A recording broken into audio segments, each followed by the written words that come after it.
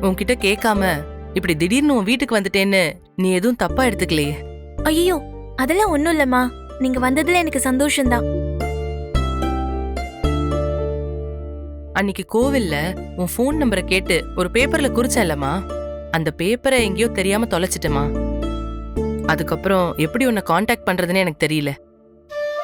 ஓ, அப்பதான் நாம பாடின கோவில்ல இருக்கிறவங்கள்ட்ட உன்னை பத்தி கேட்டப்போ நீ சிங்கர் ஜெயலட்சுமி அம்மாவோட மருமகன்னு சொன்னாங்க. அவங்க சொல்லிதான் காந்தி நகர்ல உங்க வீடு இருக்கிறது தெரிஞ்சு உன்னை பார்க்க வந்தேன். எதுவும் முக்கியமான விஷயமா?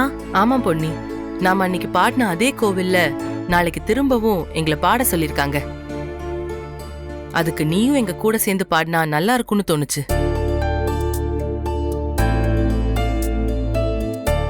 அதான் உன்கிட்ட ஒரு வார்த்தை கேட்டுட்டு போலான்னு வந்தேன். அப்படியா? என்னாச்சு பொன்னி? கண்டிப்பா நீ வருவல்ல? அது வந்துமா, அன்னைக்கு கோவில்ல அந்த பெரியவர் சொன்னதுனாலதான் நான் உங்க கூட சேர்ந்து பாடவே சம்மதிச்சேன்.